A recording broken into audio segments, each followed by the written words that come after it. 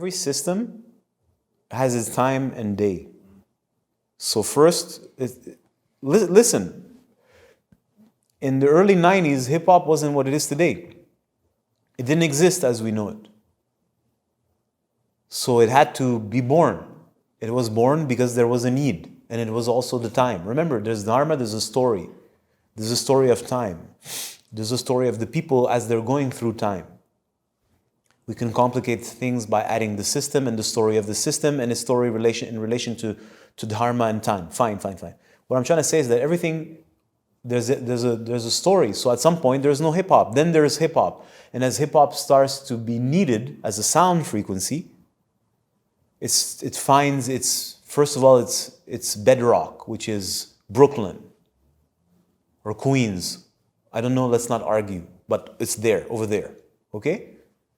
This is where we're going to establish itself. Then it finds the right people who are looking for it, who are looking for a sound vibration to somehow break shackles, break something in their nervous system that is numb, that are looking for a way to communicate and maybe to even speak to their own brothers and sisters in a language that they'll understand and that is able to reach them. So that wasn't there before. And then you can say, yeah, but hip hop is the evolution of R&B or soul or whatever you want to say. Yeah, fine, but hip hop is really hip hop. Okay? So then that frequency starts to establish itself, finds its original dudes and starts to inspire them. And then guess what are they trying to do? We don't know how to make that sound. So they start to try to make the sounds. And then they have to start playing with technology. And they start like, oh yeah, okay, it's coming on the same process I went through, or right? So they're like, okay, we want the break beat. Okay, so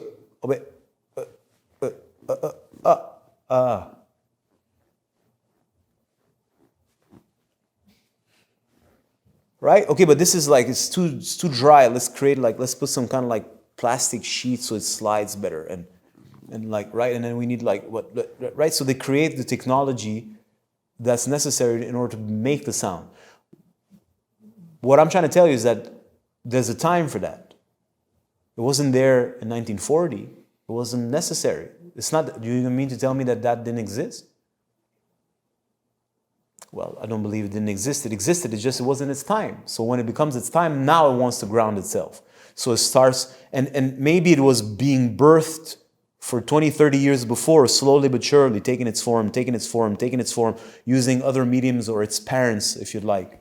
Soul was, let's say, its mommy or daddy, right? It doesn't matter. But now it's becoming its time.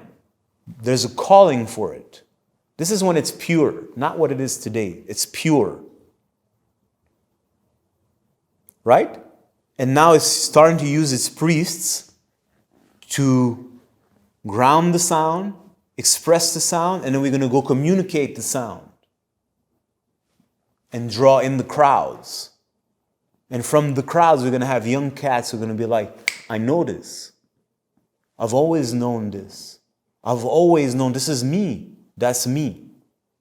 And then they immediately want to dedicate themselves to the craft. And what do? They take that, and then they just kind of like, it just like bubbles in them, and then they start to, dare I say, it's not innovate, it's just take it one leg further. So when we say the so-called golden age of hip-hop, which is of course the 90s, why do we call it the golden age of hip-hop? Because that's when it reached its crescendo. And the sound was like perfected while still holding some of its essence. That means it still had something genuine to communicate, which was the sound. And it was in between being commercialized, meaning taken over by the small hats and the big hats in order to spread it to make money. Right? And at the same time, there's a calling because that's what the sound is there for. And so the sound was arguably perfected, but while remaining somehow faithful to its foundations. Because after that, it flipped. It became something else that kept the name hip-hop, but it wasn't the same anymore. Anybody who knows would say that. It's not, I didn't say it's no good, it's just not the same. It became commercialized. So we've extracted from it the juice. We've extracted the original essence of hip-hop, we've removed that, and we've just used the form, and then we start to innovate on the form. Which is the same thing that happens with any power, any stream of knowledge. It originally has a message, then it's formulated, and then it draws its original practitioners who love it because they receive something. Then people see, hey, we can commercialize this stuff. But we can't commercialize it if it's got too much medicine in it. We had to remove the medicine. Because if there's medicine, people are going to respond. So we want to remove the truth from it. And by doing so, but we'll just keep the frame, the mode, right? We got the 16 bar patterns.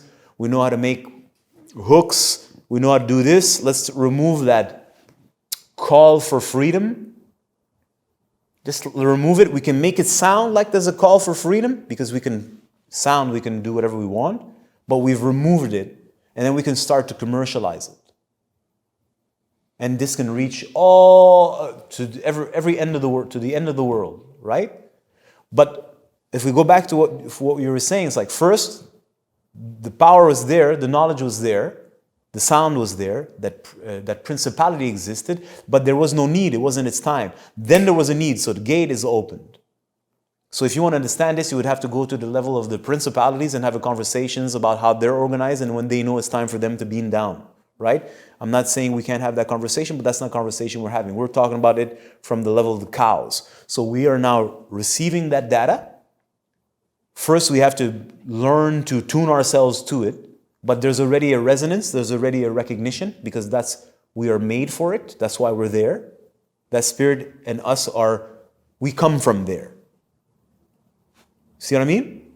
But still, you got to fine-tune your nervous system. Then you have to develop the tools to express it. Then you start to communicate it. You receive bullshit and hate and from all kinds of haters. But some people can't help themselves. But like, I heard this. What is that? And then it starts coming at you. They want to learn. And it starts to create slowly some kind of like grassroots movement, if we could call it like this. And then it starts to expand. It starts to become, because the original hip-hop at its essence was very primitive. There's nothing about it that's, besides if you can feel the intent, everything is, the rhyme patterns are basic, the hooks are basic, everything is like, I don't want to say boring, but it's certainly not Wu-Tang Clan,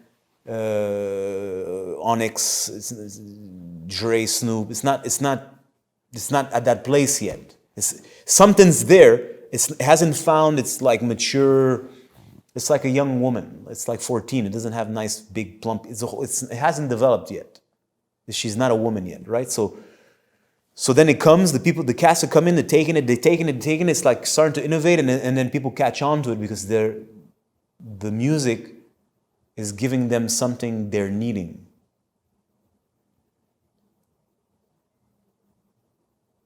Let's say it's a form of medicine for the sake of conversation. But the original point was, well, it wasn't there before. Whereas, well, music's existed since God knows when, since Lucifer gave it to whoever, right? So it's been there for a minute. Yeah, but it's different sounds came at different times and epochs to do its thing. So the point here is not to talk about music, but this is an excellent example because people can easily understand it with the metaphor of instruments and vibrations and whatnot. But all knowledges are like that. And when you enter into the world of esoterica and the subtle planes, powers or knowledge are embodied, and these embodiments have their own stories, like mythological stories. And well, now it's the turn of that power to enter the scene. And Earth is the scene. Earth is the theater of these powers. It's the playground, if we can call it like this, and we are technically the actors. We're not the actors, we're the puppets. We are puppets in the hands of the gods with a small g. To understand that sentence is a process, I suggest you look into it. Right? And the beautiful thing about this world is that the puppet, of course, like Pinocchio, thinks it's self-animated and self-willed. This is the beautiful thing about this world. It's like, hey, I'm my own god. Meanwhile, right? Master, master, master of puppets, I'm pulling your strings.